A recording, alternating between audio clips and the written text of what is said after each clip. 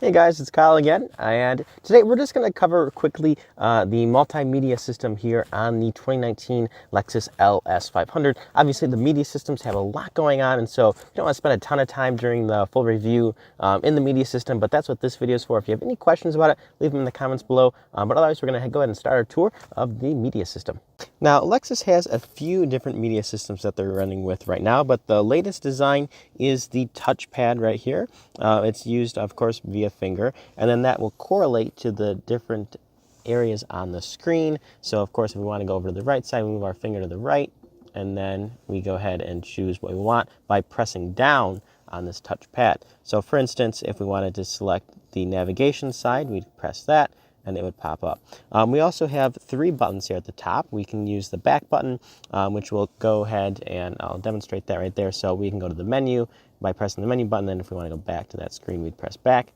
There's also a dedicated map button right here. Now this is a large screen, I believe it's about 12 inches. And so what that allows us to do is have multiple views on the main screen at one time. So we can have, of course, navigation on the left side, and then we can choose from over here on the right side some different options. We also have seat and the steering wheel controls right here. So if we wanted, heated steering wheel, we can still look at the map at the same time. And then we also have full screen if you wish.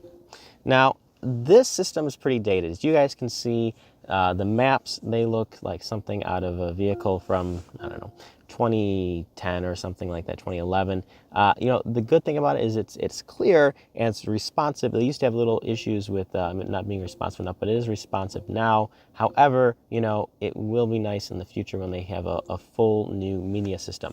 Now, if we wanted to go ahead and do something like CarPlay, you can do that, but there is no option right now for Android Auto. It's only Apple CarPlay, but I know they are working on getting Android Auto integrated as well. Again, the navigation system, the voice search works really well. I was really surprised. So, if you want to navigate somewhere, all you have to do is go into the map button or destination, you go search, and then you can do that right there. And then by pressing the voice button on the steering wheel right here, of course, it will enter your destination there, and it's just all fluid at one time, and it generally works very well. Very surprised.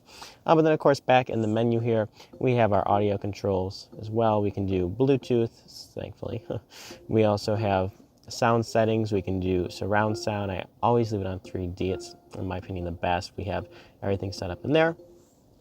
And then go back as well. Go also to the Sirius XM. We have phone. We have different apps. Projection, again, that's the Apple CarPlay. Information on the vehicle. So there's quite a few different options. We can look at different traffic incidents. We can check out the weather, just in case we want to do that. And then they also have, the weather. If you're, navigating somewhere, you can look at the weather on your route, which is cool. And then, of course, climate can also come front and center. If you wanted to, you could do climate as the main and then navigation as the side. But overall, the system is pretty dated. It would be nice to see it updated as far as, competition from the Cadillac CT6, the Genesis G90, the Audi A8, the BMW 7 Series, the Mercedes-Benz S-Class. They are all better when it comes to the media system than the LS 500. Not to say that this system couldn't be lived with. I mean, there are many attributes about this car which would be good reasons to purchase it. But obviously, the media system is not going to be one of them. However, it is really nice is the instrument cluster here that the driver gets to work with all day. So while we are struggling a little bit with our multimedia system over here, we are thankful for this really cool display. So it's the F Sport gauge display. It's actually, it looks like a nice metal surrounding here gauge. And then if we press this button right here, we'll slide over, and then we can control many different things, right? So we have the audible alert for the lane departure, or we can just do the vibration. We have different sensitivity settings, so a lot of that stuff is all controlled in that system right there. We also can show our lane departure warning, our cruise control.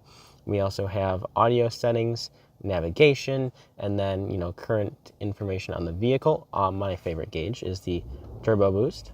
So you can kind of see that right there. It's kind of fun. Or, you know, if you just want to make it simple, you just go right there.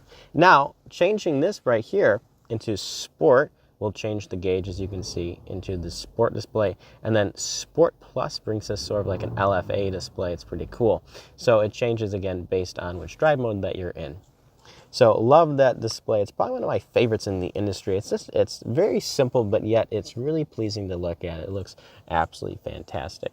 So yeah, just, you know, a little bit of an update here from the multimedia system. They can stick with the touchpad. It's not terrible. I really do love what Acura's done with their touchpad, where it's instant recognition, right? So if I want to touch something in the upper right hand corner, right now I can't, that doesn't work like that. I have to slide my finger around. It's like a mouse, right? So that's a little bit annoying. If they could come up with a way to fix that and, you know, update the system as a whole, then I'd say that this is, you know, a golden system. But until then, you know, it's not the best out there, but again, it is livable. And yeah, that is my tour of the multimedia system. If you guys have any questions, please drop them in the comments and I'd be happy to answer.